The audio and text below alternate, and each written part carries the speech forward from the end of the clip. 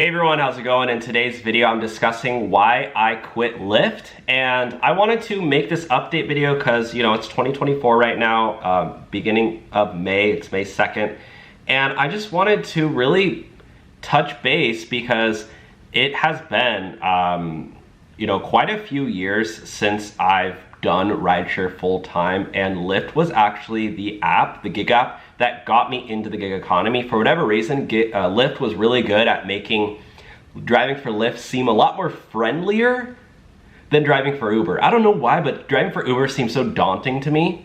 But Lyft was like, oh, we have a pink logo, and they start out with the mustaches on the cars. Thankfully, I didn't have to put that on my car. I joined a little bit after that. But I don't know, Lyft just seemed like, hey, come work for us. It's fine. And Uber was like more serious, so I was like, yeah, I ain't driving for Uber, but I'll drive for Lyft. So today's video, I'm gonna talk about why I quit Lyft and why a lot of other drivers are quitting Lyft as well. And the thing that really I dove into after that is doing YouTube.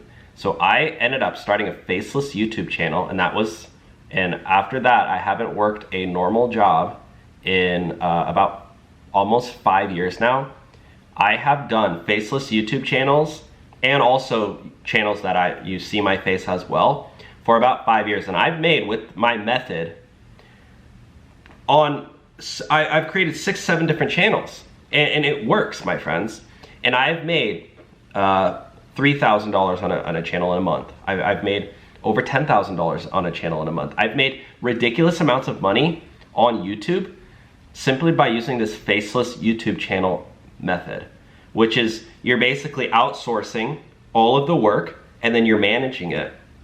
And I made a video tutorial on how I did exactly what I do every single step of the way. I even tell you about the editors I use, the cheap editors, the good editors on Fiverr, everything, where I find all my people. So it's kind of crazy, but I have a link below. If you click it, you'll see what I'm talking about. And there's a free trial right now for the first 100 people who sign up. We've had one lone soldier sign up so far. So yeah, I'm gonna be launching a Discord on that program soon and adding more and more material. Again, Faceless YouTube channels, I think, is one of the best. I mean, for me, it's worked out, but you know, maybe it won't for you. Maybe you want to try it out.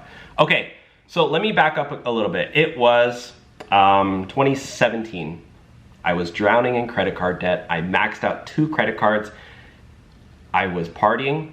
I was trying to be an actor. I just put the last like $1,000 limit I had left on my account to film a demo reel for acting.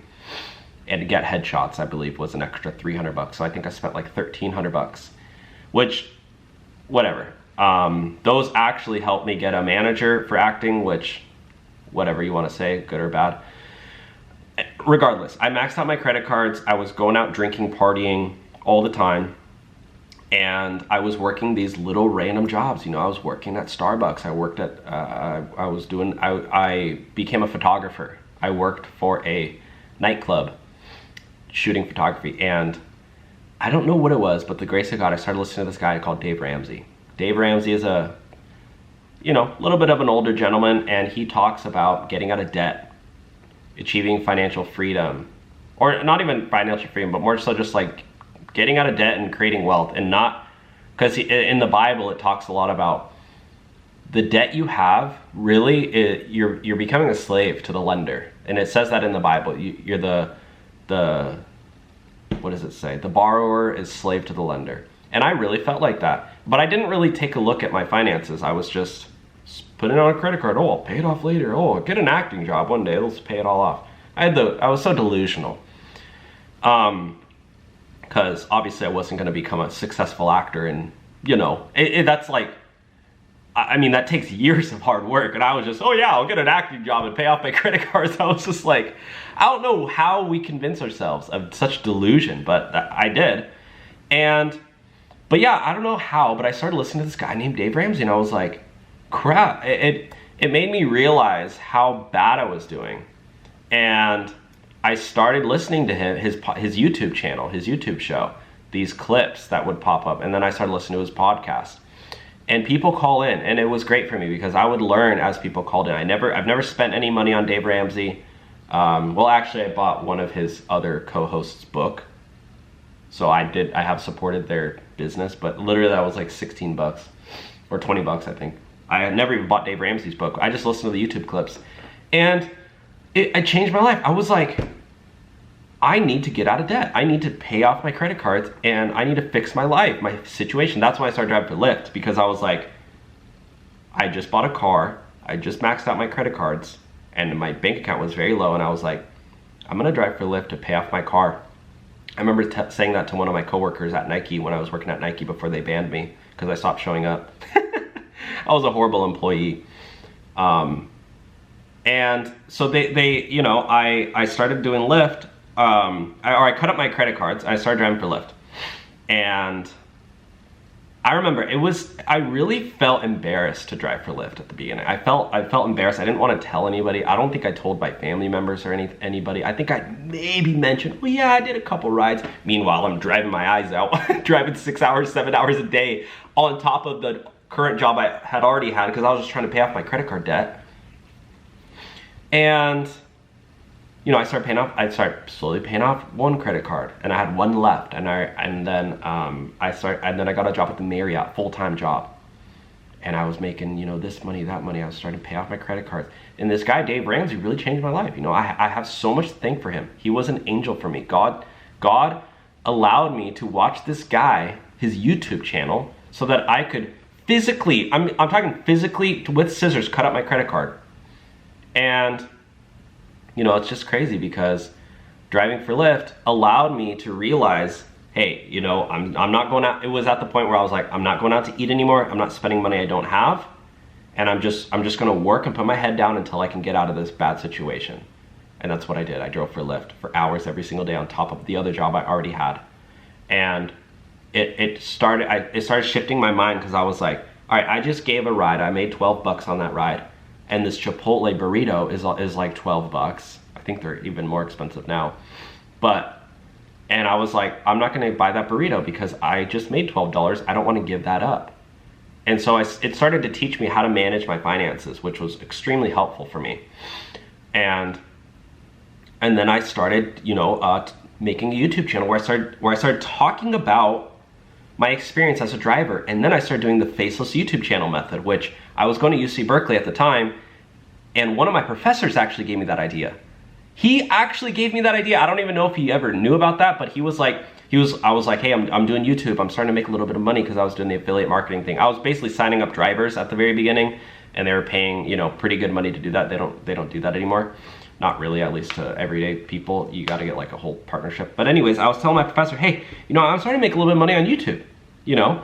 And he was like, why don't you hire out all the work you're doing and treat it like a business and be the operator? Because I remember every single day I would go around and I would ask everybody for advice. I was like that crazy dude I was like, hey, I need help. I have this idea. I think I'm onto something. I would go around to all my professors and all my friends or people I was in my class, and I was like, hey, I have this idea. What do you think? And luckily, thank the Lord that I was a student at UC Berkeley, and that was the culture there. Everybody there was trying to build a business. Everybody there was down to give feedback. People were smart. People were into that whole mindset of entrepreneurship and building the next Facebook, the next Snapchat. Everybody at Berkeley was like that. So I'd say, hey, I'm working on this company. What do you think about it? And yeah, that one professor, I remember he told me, I was at a pitch conference, a pitch night, a pitch day. Basically, you can go to these pitch days where people pitch companies, investors show up, and they pitch their startup ideas to these investors, and you can see real-time feedback. And for those, I loved going to those. So I just went to one, and I saw my teacher there, and I was like, hey, by the way, I'm working on this idea. Do you have any advice? And that's what he told me.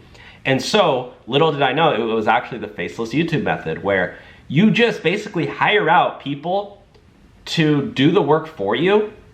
I mean, you could obviously do the work yourself too, but like, you hire it out, and then you can kind of automate it and make it more passive, where you have people making the videos for you. If you go back to my channel, old, you'll see it. There's tons of different people making those videos, and I'm just hiring people out and doing it. And there's other ways to do it too, but that's what worked for me. And that's kind of what I've been doing. And I've repeated that method on different channel topics, right? This channel that you're watching right here is Side Hustles. I have another channel about politics. I have another channel about news. I have another channel, well, actually they've all been kind of news and finance related, but that's what works for me, so that's what I stick to.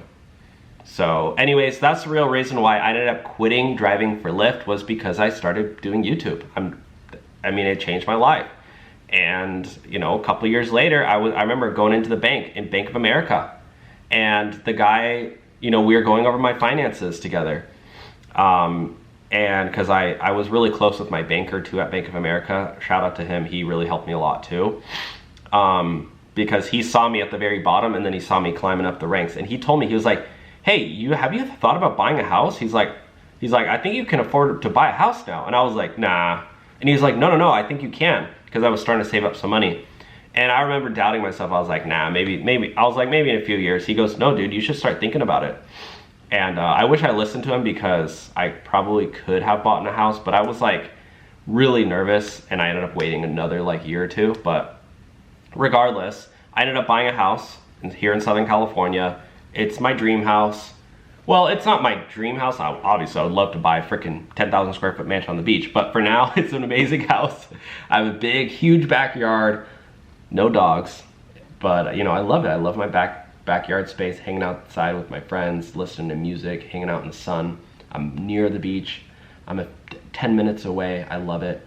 And you know, it changed my life. So anyways, that's my little story on why I quit driving for Lyft. It honestly wasn't because I mean, I didn't want to do it forever anyways. It was a short-term thing for me, but I started doing social media. So let me know your thoughts, what you've done, or if you still drive for Lyft. And yeah, if you want to check out my method. I mean, this wasn't supposed to be like an advertisement for my own course or my own program, community, whatever you want to call it. But it kind of turned into one, because I was like, well, that's actually what led me to quit Lyft in the first place, was the Faceless YouTube channel method. So I literally just uploaded it was like a 54-minute video on breaking down exactly how I started different Faceless YouTube channels and how I make money doing it, and give you all the resources that you need to set it up. And again, we have a group chat there, so you can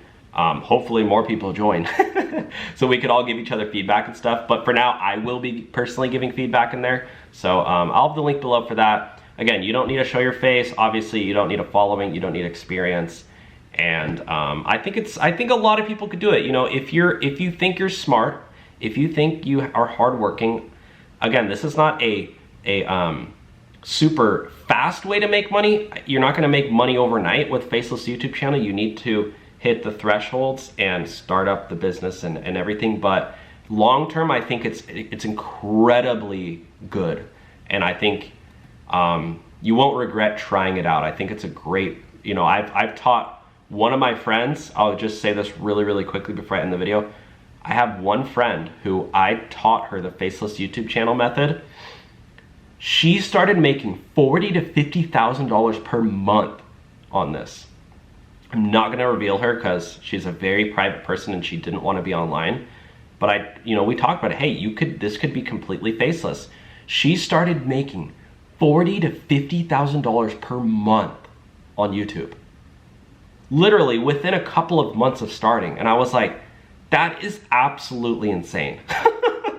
And I was like, you really took my idea, and she actually had an even better idea, which I talk about down below in the link in the community. She had an even better idea than I did with this, and so now I've implemented that into my own business too. But anyways, let me know your thoughts, guys. We'll talk soon.